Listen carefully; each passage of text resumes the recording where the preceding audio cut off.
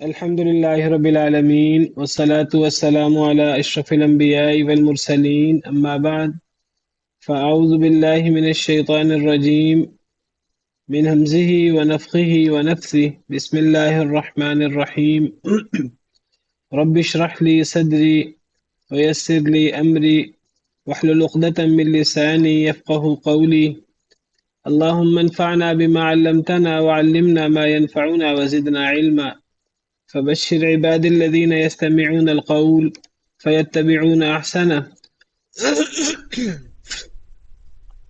أولئك الذين هداهم الله وأولئك هم أولو الألباب. ہاں جی میری آواز آ رہی ہے نا سب کو آن لائن؟ اعوذ باللہ من الشیطان الرجیم بسم اللہ الرحمن الرحیم ولا تقربوا مال اليتيم إلا بالتي هي أحسن حتى يبلغ أشده وأوفوا بالعهد إن العهد كان مسؤولا. ولا تقربوا مال الیتیم، اور نہ تم قریب جاؤ یتیم کے مال کے، الا باللتی ہی احسن، مگر ساتھ اس طریقے کے جو بہت اچھا ہے، حتی یبلغ اشد، حتیٰ کہ وہ پہنچ جائے اپنی پختگی کو. پچھلی آیات کریمہ میں ہم اللہ تعالیٰ کے مختلف احکامات پڑھ رہے ہیں. اللہ نے جن چیزوں کا حکم دیا اور اللہ تعالیٰ نے جن چیزوں سے روکا. تو اللہ تعالیٰ نے شرک سے منع کیا، والدین کی نافرمانی سے منع کیا، صلہ رحمی کا حکم دیا. پھر اللہ تعالیٰ نے مفلسی کے ڈر سے بچوں کو قتل کرنے سے منع فرمایا، پھر زنا کے قریب جانے سے منع فرمایا، پھر جس نفس کو اللہ نے حرام کیا ہے اس کو ناحق قتل کرنے سے منع فرمایا. اب اللہ تعالیٰ فرما رہے ہیں وَلَا تَقْرَبُوا مَالَ الْيَتِيمِ، اور نہ تم قریب جاؤ یتیم کے مال کے. تو قتل کے بعد، زنا کے بعد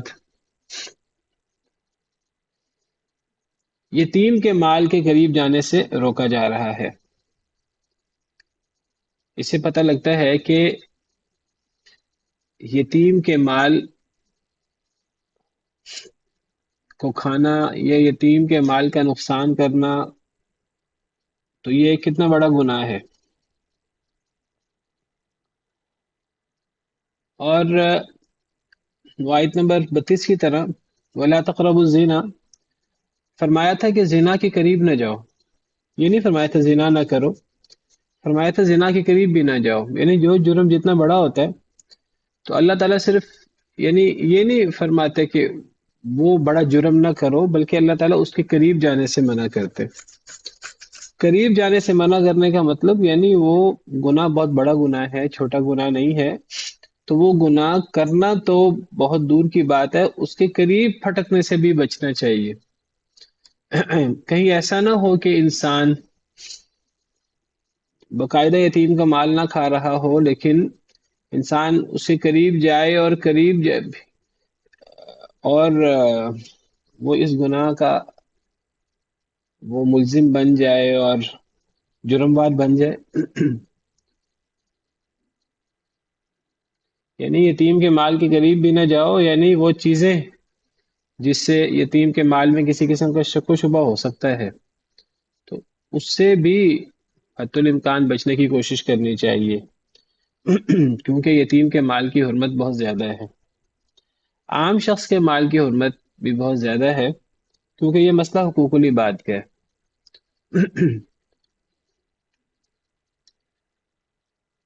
لیکن عام شخص، میری آواز سب کے لیے کٹ کٹ کر آ رہی ہے؟ جی سر پہلے کٹ رہی تھی. جی سر پہلے کٹ رہی تھی، اب بہتر ہے. اچھا اگر دوبارہ کٹے تو بتائیے گا. میں نے اصل میں ہیڈ فون لگائے ہیں تاکہ آپ کو ڈائریکٹ آواز پہنچ سکے. تو اگر وہ ہیڈ فون کی وجہ سے مسئلہ ہوا تو پھر میں وہ ہیڈ فون اتار دوں گا، تو پھر وہ جس طرح روٹین میں روزانہ آواز ہوتی ہے اس طرح ہوگی. تو میں ذکر یہ کر رہا تھا کہ اللہ تعالیٰ نے یتیم کے مال کے قریب جانے سے منع فرمایا ہے کہ یتیم کے مال کی حرمت بہت زیادہ ہے۔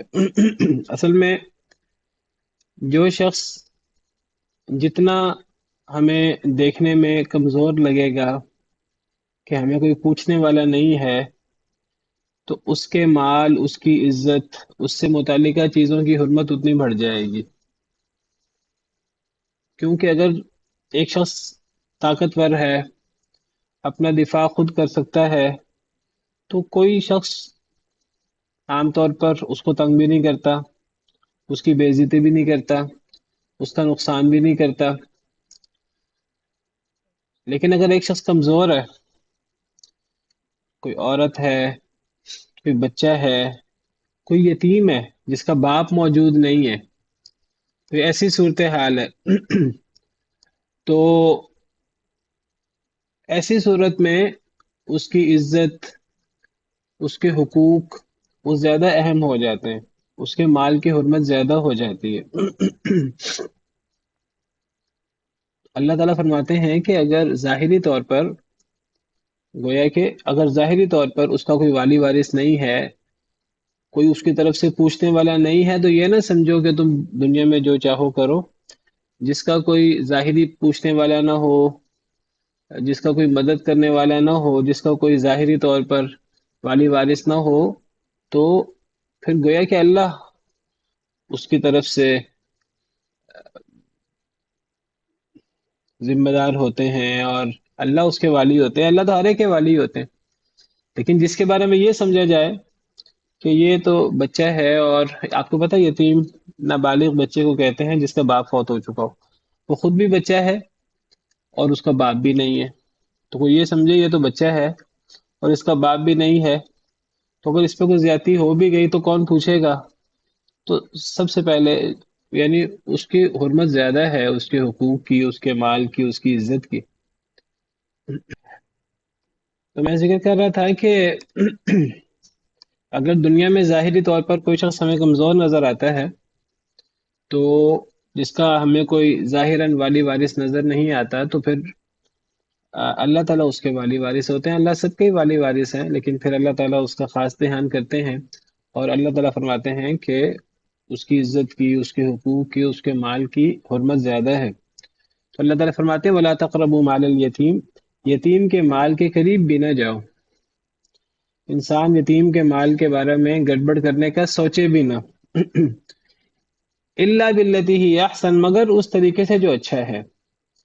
یعنی یتیم کے مال کے قریب نہیں جانا چاہیے، یتیم کے مال کو کھانا یا اس کو غلط طریقے سے استعمال نہیں کرنا چاہیے۔ ہاں اگر نیت اچھی ہو تو انسان یتیم کے مال کے قریب جا سکتا ہے، یتیم کے مال کو استعمال میں لا سکتا ہے۔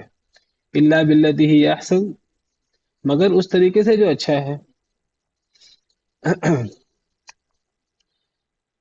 یتیم کے مال کو استعمال میں لانا یا یتیم کے مال کے قریب جانے سے کیا مراد ہے؟ مگر اس طریقے سے جو اچھا ہے، یعنی مراد یہ ہے کہ اگر ایک شخص یتیم کی کفالت کر رہا ہے اور یتیم صاحب مال بھی ہے، وہ بچہ ہے، ابھی بالغ نہیں ہوا، جس کا باپ فوت ہو جائے اور بالغ نہ ہو اسے یتیم کہتے ہیں۔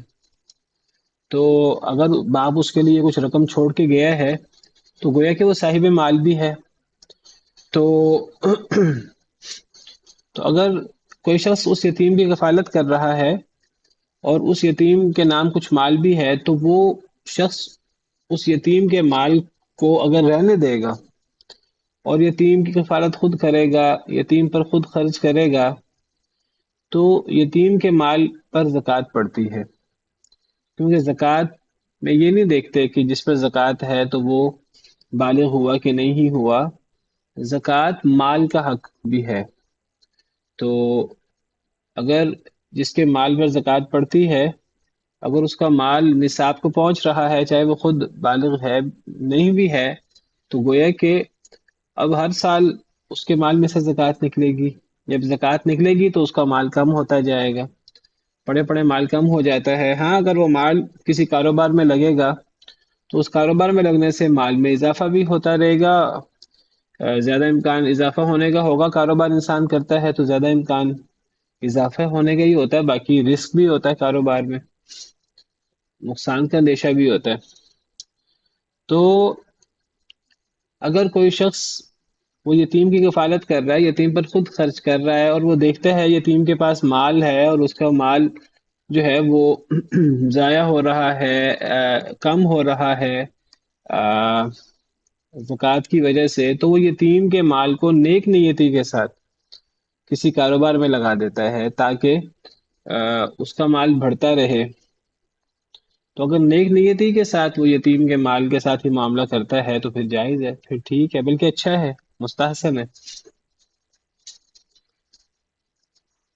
لیکن اگر نیت نیک نہیں ہے کہ جی یتیم کا مال کو کاروبار میں لگا دیتے ہیں، کوئی فائدہ ہوگا تو میں یتیم کا اصل مال واپس کر دوں گا، فائدہ اپنے پاس رکھ لوں گا، یا میں کوئی دو نمبری کر لوں گا، تو اگر کوئی اس میں بد نیتی ہے تو پھر تو یتیم کے مال کو کھانا اور یتیم کے مال کے قریب جانا بھی جائز نہیں ہے، ایسا سوچنا بھی جائز نہیں ہے۔ لیکن اگر نیت اچھی ہے تو پھر انسان یتیم کے مال کو کاروبار وغیرہ میں اس طرح کر کے لگا سکتا ہے، اور اگر اللہ نہ کرے نقصان ہو گیا تو وہ انسان ذمہ دار نہیں ہوگا اگر وہ نیک نیتی سے یہ معاملہ کرتا ہے۔ تو اس میں اصل چیز ہے نیت، اور اللہ تعالیٰ انسان کے سینے اور سینے کی چھپی ہوئی باتوں سے بھی اللہ واقف ہے، ان اللہ علیم بذات الصدور۔ تو تو یتیم کے مال کے قریب بھی نہ جاؤ، الا مگر باللتی اس طریقے سے ہی احسن جو اچھا ہے، حتیٰ یبلغ اشدہ حتیٰ کہ وہ اپنی پختگی کو پہنچ جائے۔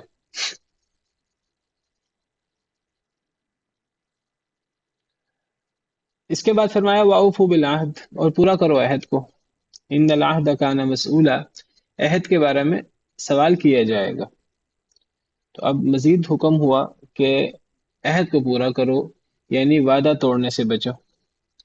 تو جو بڑے بڑے جرم ہیں تو ان جرموں کا ذکر ہو رہا ہے، تو بد عہدی سے روکا جا رہا ہے، عہد کو ہر صورت میں پورا کرنے کا حکم دیا جا رہا ہے، اور فرمایا کہ عہد کو ہلکا نہ سمجھو، عہد کے بارے میں باقاعدہ سوال ہوگا قیامت کے دن، یہ عہد کا معاملہ چھوڑ نہیں دیا جائے گا، اس کے بارے میں سوال ہوگا کہ تم نے عہد کیا تھا پھر پورا کیوں نہیں کیا۔ تو عہد کو پورا کرنا یہ ایمان کی علامت ہے، اور عہد توڑنا یہ نفاق کی علامت ہے۔ نبی کریم صلی اللہ علیہ وسلم نے فرمایا، بعض احادیث میں منافق کی 3 نشانیوں کا ذکر ہے، بعض میں منافق کی 4 نشانیوں کا ذکر ہے۔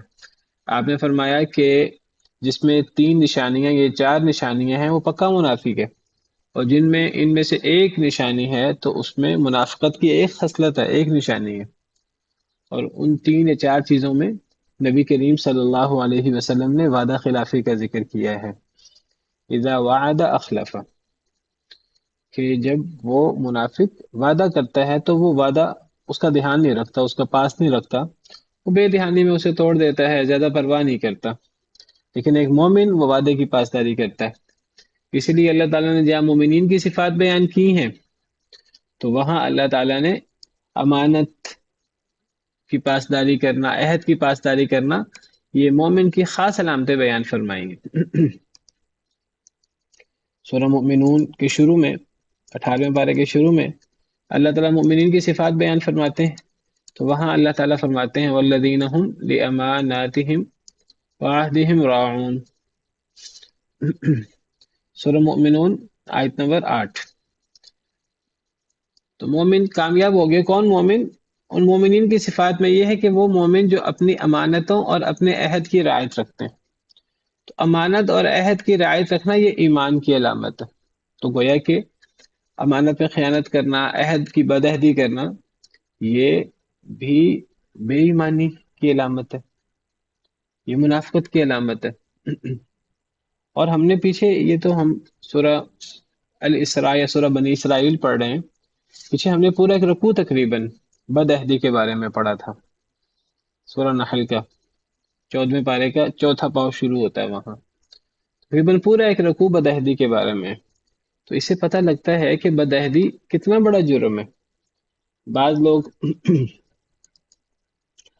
بد عہدی کو کوئی زیادہ بڑا جرم نہیں سمجھتے، وہ کہتے ہیں، ہمارے ایک سیاستدان ہے، انہوں نے وعدہ کیا توڑ دیا، تو کسی نے کہا آپ نے وعدہ کیا تھا، تو کہنے لگے وہ کون سا قرآن و حدیث ہوتا ہے؟ تو عہد قرآن و حدیث ہی ہے، اور کیا ہے، قرآن و حدیث نے بار بار عہد کی پاسداری کی بات کی ہے۔ تو سورہ نحل میں ہم نے پڑھا تھا، اللہ تعالیٰ فرماتے ہیں وَأَوْفُوا بِعَهْدِ اللَّهِ إِذَا عَاهَدتُّمْ، جب بھی تم اللہ عہد کرو تو اللہ کے عہد کو پورا کیا کرو، عہد پورا ہونے کے بعد نہ توڑا کرو۔ تم عہد کو کیسے توڑ سکتے ہو حالانکہ تم نے اللہ کو گواہ بنایا ہے؟ عہد پر عام طور پہ قسم اٹھائی جاتی ہے، اللہ کا نام لیا جاتا ہے، ہم جو معاہدہ کر رہے ہیں اللہ اس پر گواہ ہے، اس قسم کے الفاظ بولے جاتے ہیں۔ اور پھر اللہ تعالیٰ نے مثال دی تھی کہ عہد پختہ کرنے کے بعد عہد کو توڑ دینا ایسے ہے جیسے کوئی عورت سوت کاٹے بڑی محنت کر کے، اور پھر بعد میں اسے ٹکڑے ٹکڑے کر دے۔ اور پھر ہم نے پڑھا تھا کہ جو طاقتور قومیں ہوتی ہیں یا مالدار قومیں ہوتی ہیں، وہ اپنی طاقت اور اپنے مال کے نشے میں وہ کمزور قوموں کی، کمزور لوگوں کی پرواہ نہیں کرتی ہیں اور آرام سے عہد توڑ دیتی ہیں۔ ہاں، جب کوئی مد مقابل طاقتور ہو، اقتدار والا ہو، تو لوگ پھر عہد کو، معاہدے کو اہمیت دیتے ہیں، ورنہ اگر بالمقابل کوئی کمزور ہے مال میں، اقتدار میں، طاقت میں، تو لوگ کوئی پرواہ نہیں کرتے۔ وَلَا تَتَّخِذُوا أَيْمَانَكُمْ، ہم نے کیا پڑھا تھا کہ تَتَّخِذُونَ أَيْمَانَكُمْ دَخَلًا بَيْنَكُمْ أَن تَكُونَ أُمَّةٌ هِيَ أَرْبَىٰ مِنْ أُمَّةٍ، کہ تم اپنی قسموں کو مکر و فریب کا ذریعہ بناتے ہو، اور اس لیے یعنی تم کسی سے عہد کر لیتے ہو اور تمہیں پتہ ہوتا ہے میں نے عہد پورا نہیں کرنا، اور اس لیے پورا نہیں کرنا کہ اگلا کمزور ہے، لیکن تم موقع پر عہد کر لیتے ہو، تو یہ سارا عہد پھر گویا کہ اللہ کے نام پہ عہد تو نہیں ہو رہا، یہ تو مکر و فریب ہو رہا ہے، یہ تو دخل اندازی کا ذریعہ ہے۔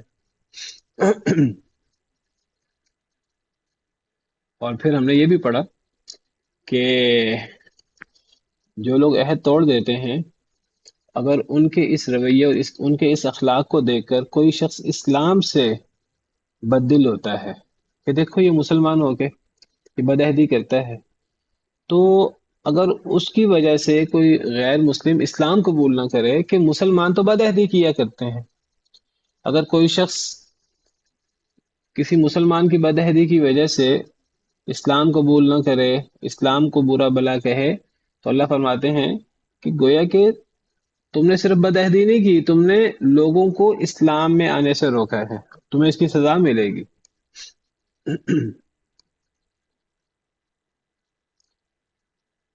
وَلَا تَتَّخِذُوا أَيْمَانَكُمْ دَخَلًا بَيْنَكُمْ فَتَزِلَّ قَدَمٌ بَعْدَ ثُبُوتِهَا، اگر تم قسم توڑو گے، اپنی قسموں کو مکر و فریب کا ذریعہ بناؤ گے تو ایک قوم کے قدم ثابت ہونے کے بعد پھسل جائیں گے۔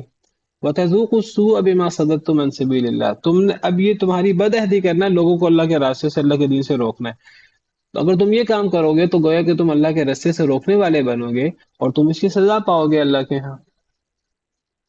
اور پھر ہم نے پڑھا کہ یہ بدعہدی توڑی جاتی ہے تھوڑے دنیاوی مفاد کے پیچھے پڑ کر، تو دنیا کا جتنا بھی مفاد ہو وہ بہت تھوڑا ہوتا ہے، اصل تو مفاد آخرت کا ہوتا ہے۔ تو بہرحال سورہ نحل میں تفصیل سے اللہ نے بدعہدی کے بارے میں بات کی ہے اور اس میں بار بار اس میں زور دیا، فرمایا ہے کہ دنیا کے فائدے کے لیے انسان کو کبھی عہد نہیں توڑنا چاہیے، دنیا کا کروڑوں کا، اربوں کا، خربوں کا فائدہ ہو تو وہ آخرت کے فائدے کے مقابلے میں کوئی اہمیت نہیں رکھتا۔ جو انسان وعدے کی پاسداری کر کے اللہ کے ہاں اجر پائے گا، کیونکہ وعدہ پورا کرنا ایمان کی نشانی ہے، تو ایمان کا جو بدلہ ہے آخرت میں وہ بہت بڑا ہے۔ تو اگر ایک انسان دنیا میں وعدہ توڑنے کی وجہ سے بہت زیادہ کما بھی لے، دنیاوی فائدہ بھی حاصل کر لے، تو وہ بہت تھوڑا فائدہ ہے۔ ما عندکم ینفد وما عند اللہ باق۔ تو یہاں اللہ فرماتے ہیں کہ عہد کو پورا کرو، عہد ہلکی چیز نہیں ہے، عہد کے بارے میں قیامت کے دن سوال ہوگا بڑی اہمیت کے ساتھ۔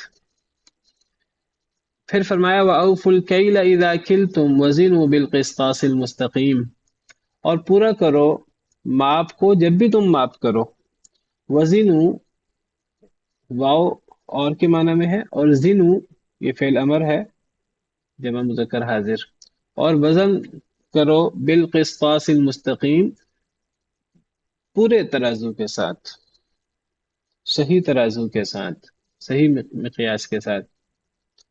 تو اللہ تعالیٰ فرماتے ہیں جب بھی تم ماپ کرو تو پورا ماپ کرو، اور جب بھی تم وزن کرو تو پورا وزن کرو۔ یہ وہ چیزیں جن کو ہلکا سمجھا جاتا ہے ان کو لائٹ لیا جاتا ہے، اللہ تعالیٰ فرماتے ہیں یہ بالکل بھی ہلکی چیز نہیں ہے، تم ان کو ہلکا سمجھو تو سمجھو، اللہ کے ہاں یہ ہلکی نہیں ہے۔ بہت ساری چیزیں ایسی ہیں جن کو ہم ہلکا لیتے ہیں، لائٹ لیتے ہیں، اللہ کے ہاں وہ ہلکی نہیں ہے، اللہ کے ہاں ان کا بہت وزن ہے، بہت زیادہ اہمیت ہے۔ اب حدیث مبارکہ سے ہمیں پتہ لگتا ہے کہ نبی صلی اللہ علیہ وسلم نے دو لوگوں کے بارے میں فرمایا، آپ ان کی قبروں کے پاس سے گزرے اور آپ نے فرمایا کہ انہیں عذاب ہو رہا ہے، اور آپ نے فرمایا کہ انہیں کسی بڑی چیز کی وجہ سے عذاب نہیں ہو رہا، یعنی تمہارے ہاں وہ کوئی بڑی چیز نہیں ہے، یعنی جن میں ایک پیشاب کے قطروں سے نہ بچنا، اور دوسرا چغلی کرنا، زبان کی حفاظت نہ کرنا۔ تو نبی صلی اللہ علیہ وسلم نے فرمایا کہ پیشاب کے قطروں سے نہ بچنا اور زبان کی حفاظت نہ کرنا، یہ دو ایسے اعمال ہیں جو انسان کو عذاب قبر میں بہت زیادہ مبتلا کرتے ہیں، اور تم ان چیزوں کو ہلکا سمجھتے ہو۔ تو فرمایا کہ نبی صلی اللہ علیہ وسلم دو قبروں کے پاس سے گزرے اور آپ نے فرمایا ان دونوں کو عذاب ہو رہا ہے، اور ان دونوں کو عذاب کسی بڑی چیز کی وجہ سے نہیں ہو رہا۔ کیا مطلب؟ یعنی تمہاری نظروں میں وہ بڑی چیز نہیں ہے، اللہ کی نظروں میں وہ بہت بڑی ہے۔ اگر اللہ کی نظروں میں بھی وہ بڑی چیز نہ ہو، عذاب پھر کیوں ہو؟ اسی طرح یہ عہد کی پاسداری، اسی طرح ماپ پورا کرنا، تول پورا کرنا، ہم ان کو ہلکا لیں، ہم ان کو زیادہ اہم نہ سمجھیں، اللہ کے ہاں یہ بہت اہم ہے۔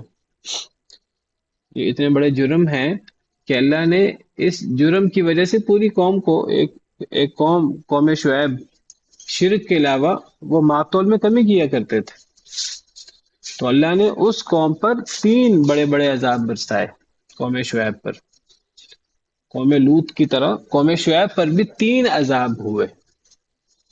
تو صرف قوم لوط کا عمل برا عمل نہیں ہے، شرک کے علاوہ ماپ تول میں کمی بہت بڑا جرم ہے۔ اللہ تعالیٰ نے قوم شعیب کو، ان پر چیخ کا عذاب بھیجا، زلزلے کا عذاب بھیجا، اور سائبان کے دن کا عذاب بھیجا، سائے والا عذاب بھیجا، کہ وہ سائے لینا چاہتے تھے، بادلوں کے سائے میں آئے اور ان پر آگ برسنا شروع ہو گئی۔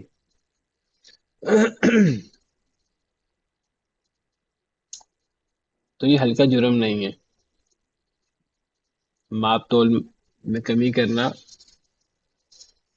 ماپ میں اور تول میں فرق کیا ہے؟ کیل میں اور وزن میں۔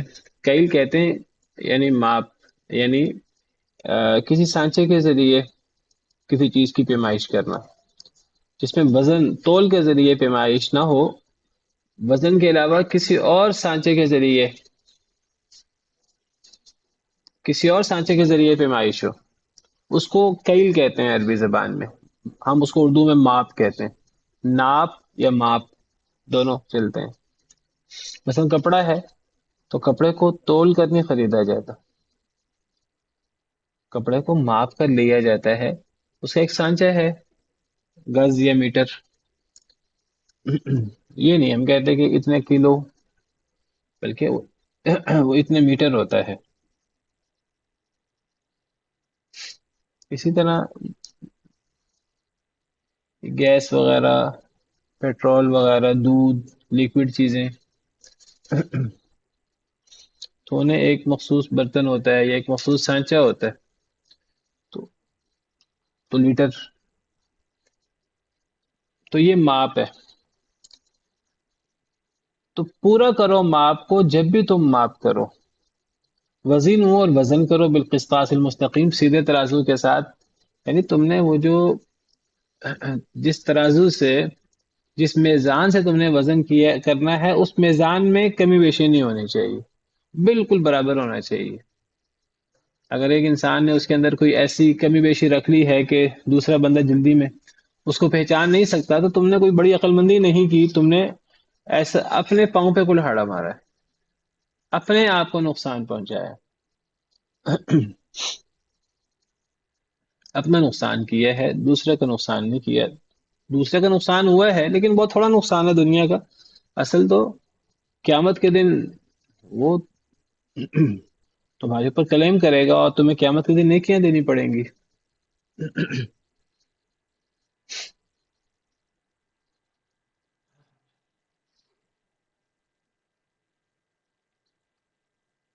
دیکھیے انسان چاہتا ہے کہ جب انسان کسی سے ماپ لے، کسی سے وزن لے، کوئی چیز خریدے تو اس کو اس کا حق پورا دیا جائے۔ جب ایک انسان دوسروں سے پورا ماپ لینا چاہتا ہے، پورا وزن لینا چاہتا ہے، تو جب انسان دوسرے کو ماپ کر کے دے، وزن کر کے دے، تو پورا کیوں نہیں دیتا؟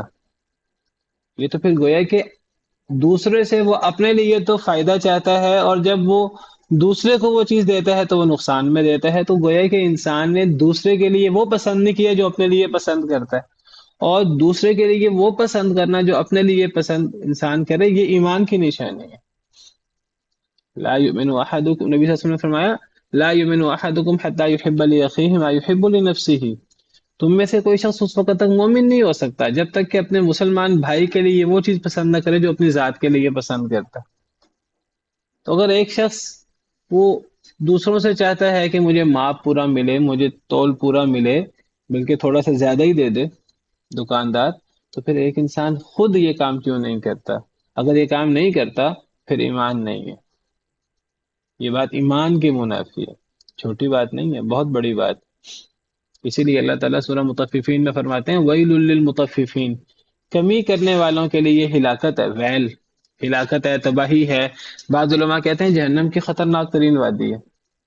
الذین اذا اکتالوا علی الناس یستوفون، جب لوگوں سے لیتے ہیں تو پورا مانگتے ہیں۔ وَإِذَا كَالُوهُمْ، لیکن جب وہ لوگوں کو معاف کر کے دیتے ہیں، او وزنوہم، یہ وزن کر کے دیتے ہیں، یخسرون، تو کم کر کے دیتے ہیں، اپنے لیے فائدہ اور دوسرے کے لیے نقصان۔ تو اللہ فرماتے ہیں الا یظن اولئک انہم مبعوثون، کیا انہیں یقین نہیں ہے کہ انہیں مرنے کے بعد اٹھنا بھی ہے؟ یہ چھوٹی بات نہیں، بہت بڑی بات ہے۔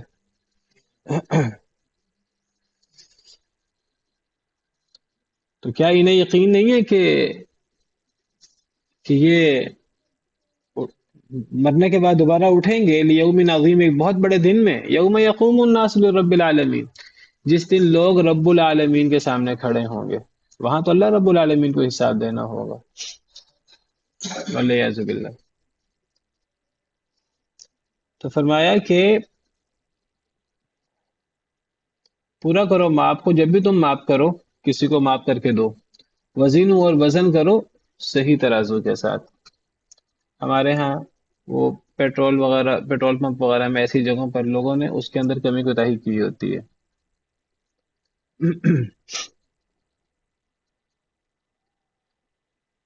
اگر ایک بندہ کمی کوتاہی نہ کرے ماپ تول کرتے وقت، اور زیادہ کر کے دے، تھوڑا سا زیادہ دے دینا چاہیے اگلے بندے کو، تاکہ اس کی طرف زیادہ چلا جائے تو چلا جائے، یہ نہ ہو کہ اس کے ساتھ زیادتی ہو جائے۔ سیدنا شعیب علیہ السلام نے اپنی قوم سے کہا تھا جو ماپ تول میں کمی کرتی تھی، بقیت اللہ خیر لکم ان کنتم مؤمنین، اگر تم ماپ تول پورا کر کے دو گے، تو اگر ماپ تول پورا کرنے کی وجہ سے ظاہراً تمہارا منافع، پروفٹ کچھ کم ہو جائے گا، تو یہ جو اللہ کی طرف سے تھوڑا باقی ہے یہ زیادہ بہتر ہے تمہارے لیے، ان کنتم مؤمنین، اگر تم مومن ہو تو، اگر تو تمہارے اندر ایمان ہے تو پھر تمہارے لیے یہ چیز بہتر ہے۔ یعنی اگر ایک انسان اللہ کے لیے انسان ماپ تول پورا کرتا ہے، اور ماپ تول پورا کرنے سے ظاہراً انسان کو پروفٹ تھوڑا آتا ہے، سیدھی سی بات ہے، ماپ تول میں ڈنڈی مارے گا تو پروفٹ زیادہ آئے گا، وہ انسان کو اچھا لگتا ہے۔ فرمایا اگر اللہ کے لیے ماپ تول پورا کرتے وقت اگر ظاہراً پروفٹ کم آئے، تو وہ بقیت اللہ، وہ اللہ کا باقی بچایا ہوا تمہارے لیے وہ زیادہ بہتر ہے تمہارے لیے، خیر الکم ان کنتم مؤمنین، اگر ایمان ہے تو۔ اس کا پتہ ایمان کی صورت میں پتہ لگے گا، ایمان نہیں ہے تو یہ احساس ہی نہیں ہوتا۔ اور آپ دیکھیں ہمارے معاشرے میں آج یہ چیزیں ختم ہو چکی ہیں، آپ سمجھیے ایمان نہیں ہے، والعیاذ باللہ۔ پورے شہر میں آپ تلاش کریں آپ کو خالص دودھ نہ ملے، پورے شہر میں آپ تلاش کریں تو آپ کو پورا پیٹرول نہ ملے، آپ کو پورا ماپ نہ ملے، پورا تول نہ ملے، تو اس کا مطلب کہ پھر ایمان والے تو ختم ہو گئے، والعیاذ باللہ۔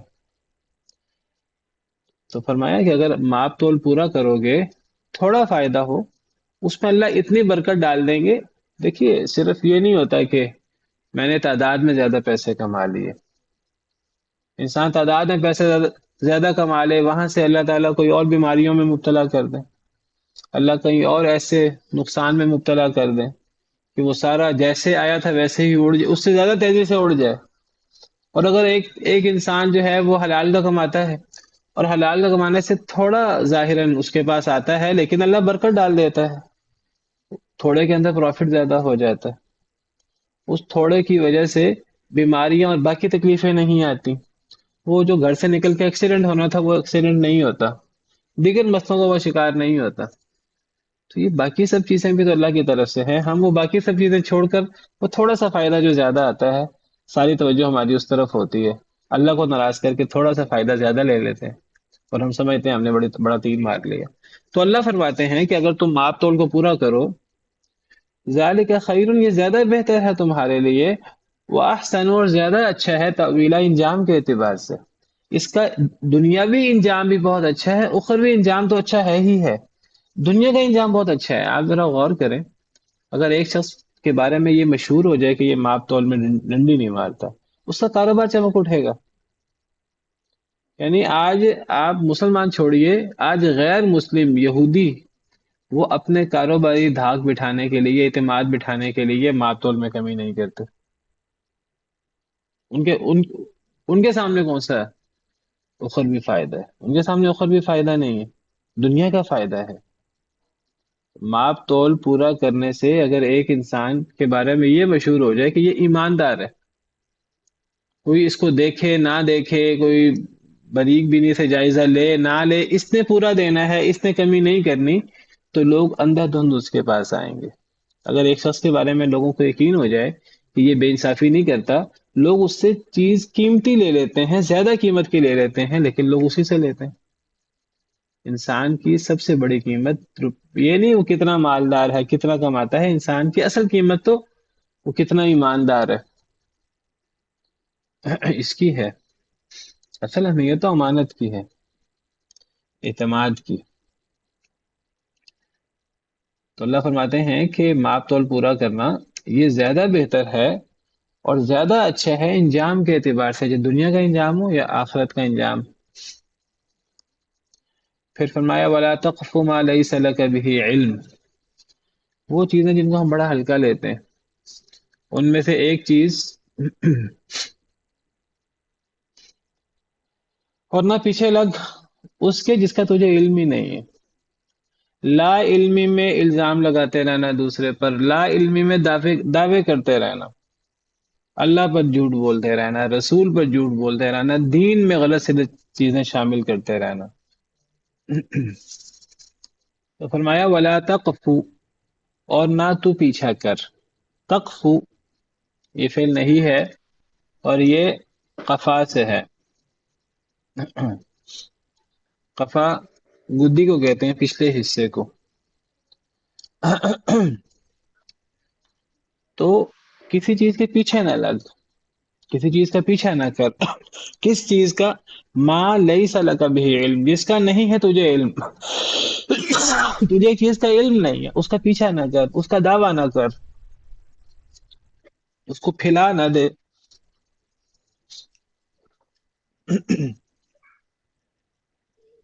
ہمارے ہاں یہ ہے کہ انسان جتنا بڑا جاہل ہوتا ہے اتنا بڑا مفتی بھی ہوتا ہے،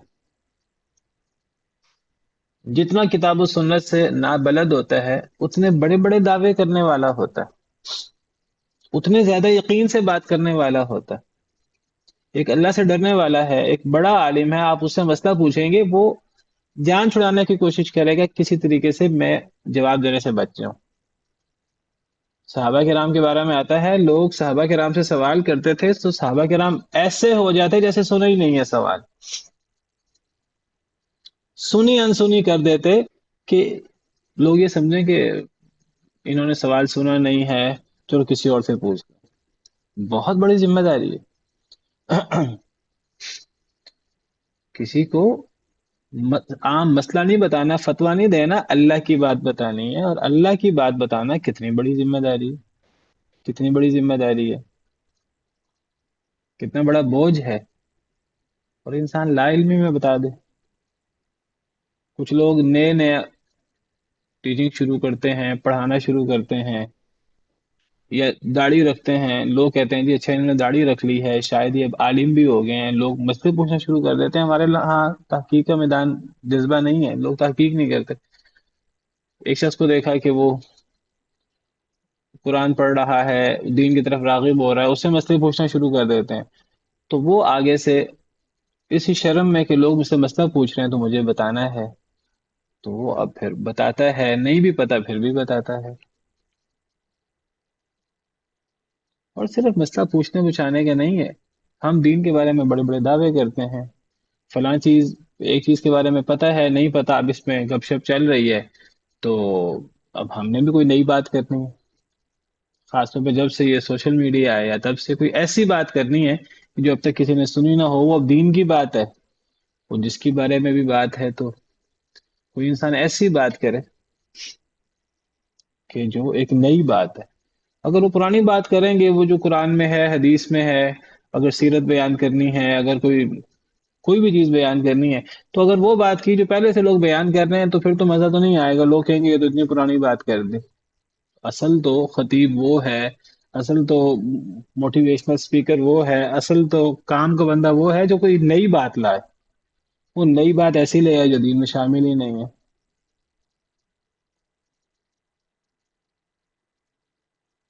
یہ شرک کے برابر جرم ہے، اللہ معاف کرے.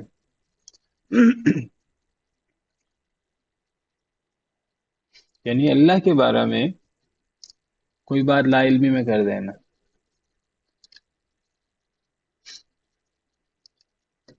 کسی عام انسان کے بارے میں جھوٹ بولنا ہو، کسی عام انسان کے بارے میں جھوٹا الزام ہو کسی شخص کے بارے میں، یہ تو بہت بڑا جرم ہے عام انسان کے بارے میں. اور نبی کے بارے میں انسان جھوٹ بولے تو نبی صلی اللہ علیہ وسلم نے فرمایا میرے بارے میں جھوٹ بولنا یہ عام لوگوں کے بارے میں جھوٹ بولنے کی طرح نہیں ہے. من کذب علی متعمدا فلیتبوأ مقعدہ من النار. جو جان بوجھ کے میرے بارے میں جھوٹ بولے گا، اسے نہیں پتا، اور میرا نام لے کے بات کرے گا، تو اپنا ٹھکانہ آگ بنا لے.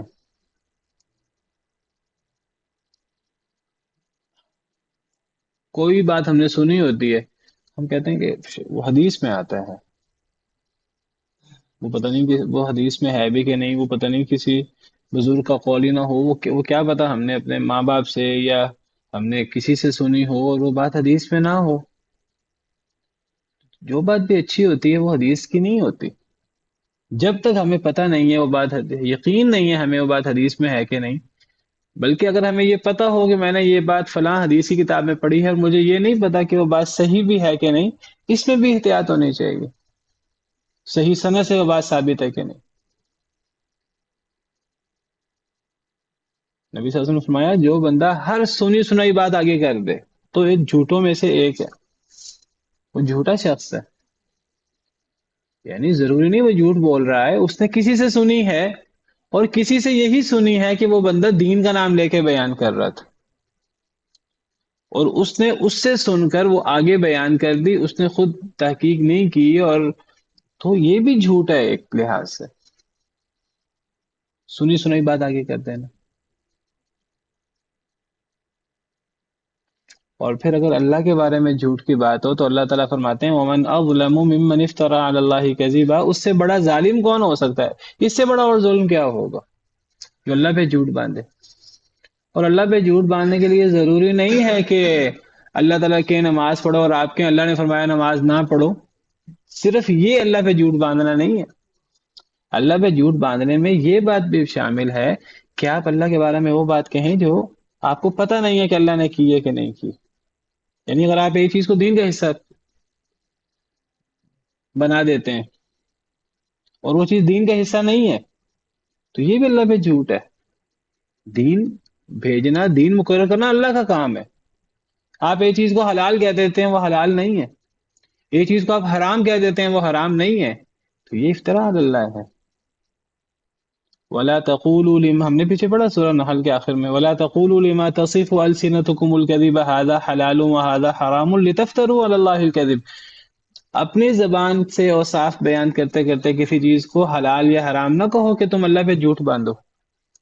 ان الذين يفترون على الله الكذب لا يفلحون. جو لوگ اللہ پہ جھوٹ باندھتے ہیں کبھی کامیاب نہیں ہو سکتے. تو ہمارا بہت بڑا مسئلہ، اور خاص طور پہ سوشل میڈیا آنے کے بعد، یہ آپ سمجھے کہ ہر بندہ چینل پہ بیٹھا ہے، اور ہر بندے کی بات آگے جا رہی ہے، براڈ کاسٹ ہو رہی ہے، اور ہر بندے کو لوگ سن رہے ہیں، اور کئی دفعہ ایک ایک بندے کی بات جو ہے وہ لاکھوں لوگوں تک، کروڑوں لوگوں تک پہنچ جاتی ہے۔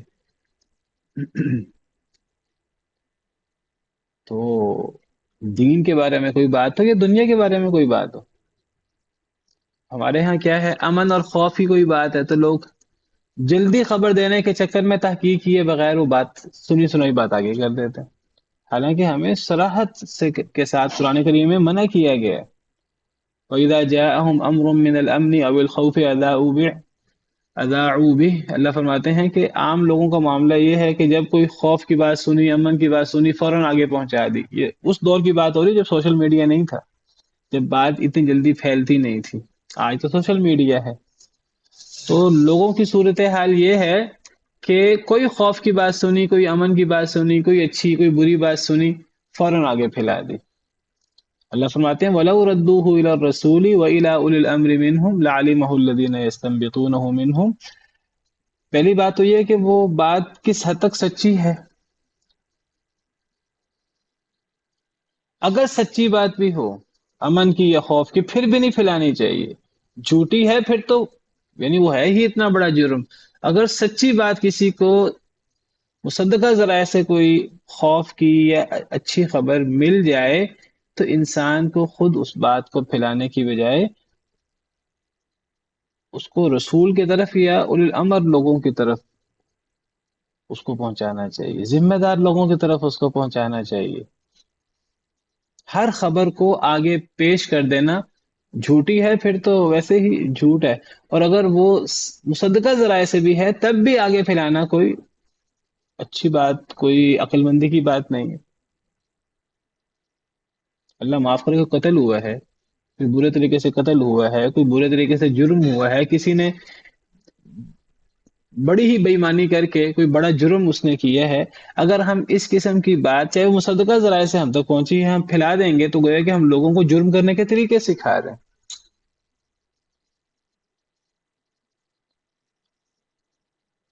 کوئی نئے طریقے سے کوئی قتل ہوا ہے، کوئی نئی سازش، تو ہم کیا کر رہے ہیں، ہم گویا کہ لوگوں کو ان طریقوں کی ٹریننگ دے رہے ہیں، ہم احساس ہی نہیں کر رہے۔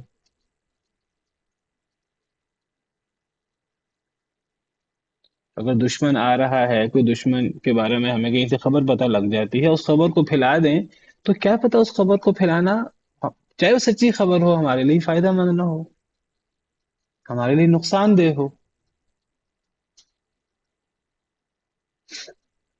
تو فرمایا کہ وَلَوْ رَدُّوهُ إِلَى الرَّسُولِ وَإِلَى أُولِي الْأَمْرِ مِنْهُمْ لَعَلِمَهُ الَّذِينَ يَسْتَنبِطُونَهُ مِنْهُمْ۔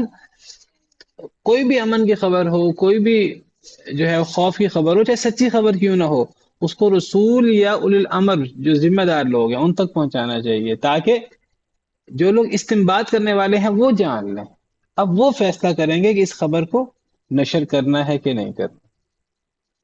پھر اللہ فرماتے ہیں وَلَوْلَا فَضْلُ اللَّهِ عَلَيْكُمْ وَرَحْمَتُهُ لَاتَّبَعْتُمُ الشَّيْطَانَ إِلَّا قَلِيلًا۔ یہ تو اللہ کا فضل، اللہ کی رحمت ہے کہ اللہ نے تمہیں روک دیا یہ امن اور خوف کی بات کو آگے پھیلانے سے۔ اگر اللہ تمہیں نہ روکتے، اگر تم پہ اللہ کا فضل نہ ہوتا تو تم شیطان کے پیچھے لگ جاتے۔ اللہ نے روک دیا ہے، ہم پھر بھی نہیں رکتے، ہم پھر شیطان کے پیچھے لگتے ہیں۔ اللہ تو احسان جتلا رہے ہیں کہ دیکھو اللہ نے تمہیں کتنی اچھی بات بتائی، اللہ نے تمہیں شیطان کی پیروی کرنے سے روک دیا، اللہ نے تم پہ فضل کر دیا، ہم پھر بھی پھیلا رہے ہیں۔ سچی بات تو ہے کہ نہیں، قطع نظر اسے کہ سچی ہے جھوٹی ہے، ہم پھیلا رہے ہیں، سچی ہو پھر بھی پھیلانے سے ہمیں بچنا ہے۔ تو یہاں تو جھوٹی باتیں پھیلائی جا رہی ہیں ولیعذ باللہ۔ تو ذرا غور کیجئے، پیچھے بھی آپ نے انداز پڑھا ہے اور یہ پڑھیں اور پھر آگے اللہ تعالیٰ کا تبصرہ پڑھیے وَلَا تَقْفُ مَا لَيْسَ لَكَ بِهِ عِلْم، اور نہ پیچھے لگیے کہ جس کا آپ کو علم نہیں۔ إِنَّ السَّمْعَ وَالْبَصَرَ وَالْفُؤَادَ كُلُّ أُولَئِكَ كَانَ عَنْهُ مسئولا۔ بے شک کان ہو یا آنکھ ہو یا دل ہو، ہر یہ چیزیں ہے اس کے بارے میں سوال کیا جانے والا۔ اصل میں یہ جو چیزیں پھیلائی جاتی ہیں اور لا علمی میں بات کی جاتی ہے، تو یہ جو خبر ملنے کے اور آگے پھیلانے کے ذرائع ہیں، ان میں سننا، دیکھنا، دل جو ہے وہ کیلکولیشن کرتا ہے، جمع تفریق کرتا ہے، سوچ و بچار کرتا ہے. تو جو جو حواس استعمال ہو رہے ہیں، اللہ فرماتے ہیں ایک ایک چیز کے بارے میں سوال ہوگا. کان نے صحیح کام نہیں کیا، کیوں صحیح کام نہیں کیا، سوال ہوگا اس کے بارے میں. تم نے اپنی آنکھ سے صحیح کام لیے، تم نے ایک خبر پڑھی، اپنے آنکھ سے دیکھی، تم نے اس کی تحقیق نہیں کی، تم نے آگے پھیلا دی، اس آنکھ کے بارے میں سوال ہوگا. دل نے چاہا کہ یہ بات ایسے کر دی جائے، تو کان کے بارے میں، آنکھ کے بارے میں، دل کے بارے میں، ہر عضو جو اس میں ملوث ہو رہا ہے، ہر ایک سے قیامت کے دن، ہر ایک کے بارے میں، ہر عضو کے بارے میں قیامت کے دن سوال ہوگا. وَلَا تَمْشِ فِي الْأَرْضِ مَرَحًا، اور نہ تو چل زمین میں اکڑ کر. تو زمین میں اکڑ کر چلنا یہ بھی بہت بڑا جرم ہے، اور یہ بھی ہلکا جرم نہیں ہے. اصل میں جب انسان اکڑ کر چلتا ہے گویا کہ وہ دوسرے کو کمتر سمجھ رہا ہے، دوسرے کو حقیر سمجھ رہا ہے.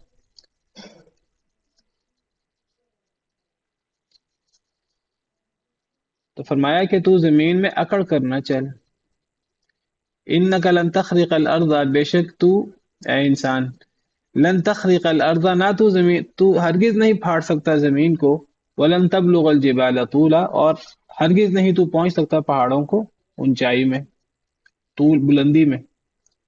یعنی تو جتنا بھی اپنے گردن اکڑا کے چل لے، پہاڑوں کے برابر تو نہیں ہو سکتا. تو جتنا بھی زور سے قدم مار کے چل لے، تیرے قدم مارنے سے زمین تو پھٹ نہیں جائے گی. مطلب ہے تو کمزور ہے، تو اپنی کمزوری کا دھیان کر اور اکڑ کر نہ چل. یہ کس کے سامنے اکڑ رہا ہے؟ اللہ کے سامنے اکڑ رہا ہے، جو اللہ بہت طاقتور ہے. تو نہ تو زمین کو پھاڑ سکتا قدم مار کر، تو زور سے قدم مارنے کی کوئی ضرورت نہیں ہے. نہ گردن اکڑا کر چلنے سے انسان بڑا اونچا ہو جائے گا، وہ جتنا اس کا قد ہے 5.5 فٹ 6 فٹ، اس کا قد اتنا ہی رہے گا. تو یہ بھی نہیں کر سکتا. اور یہ اللہ کو اتنا غضبناک کرتا ہے انسان کا اکڑ کر چلنا، دوسروں کو حقیر سمجھنا. حدیث میں آتا ہے کہ ایک شخص اکڑ کے چل رہا تھا، اللہ نے صرف اس کے اکڑ کر چلنے کی وجہ سے اسے وہیں زمین میں دھنسا دیا، وہ قیامت تک زمین میں دھنستا جائے گا. اور قارون کا کیا جرم تھا؟ یہی ایک بڑا مال تھا اس کے پاس، وہ ایک دفعہ اپنی زیب و زینت میں نکلا، اور بڑا اسے غرور تھا، بڑا فخر تھا، میں نے یہ ساری چیزیں اپنی اپنی صلاحیت سے کمائی ہیں. قال انما اوتیتہ علی علم عندی. تو اللہ نے فرمایا اگر تجھے اتنا ہی اکڑ ہے تو پھر ٹھیک ہے، پھر اب اللہ کا عذاب ہے، پھر اللہ کے عذاب کا مقابلہ کر، اپنے آپ کو اللہ کے عذاب سے بچا. اللہ نے اسے اور اس کے مال کو، سب کو اللہ نے زمین میں دھنسا دیا.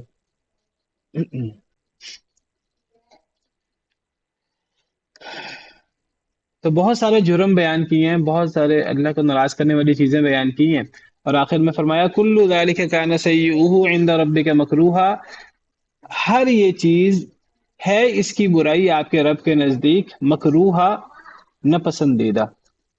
یہ جو ساری چیزیں پیچھے بیان ہوئی، تو فرمایا یہ تمام چیزیں، ان کی برائی آپ کے رب کے ہاں مکروہا، مکروہ ہے. مکروہ ہم عام طور پہ مکروہ سے مراد وہ چیز لیتے ہیں جو ناپسندیدہ ہو، یعنی ایسی چیز جو کی بھی جا سکتی ہے لیکن ناپسندیدہ ہو، جس کا جو بہت زیادہ یعنی سختی سے منع نہ ہو، کراہت کے ساتھ منع ہو. لیکن یہاں مکروہ سے مراد حرام، حرام مراد ہے. اور لفظ مکروہ آیا ہے، لفظی ترجمہ کیا ہے؟ ہر یہ چیز ہے اس کی برائی آپ کے رب کے ہاں مکروہ. مکروہ سے مراد حرام.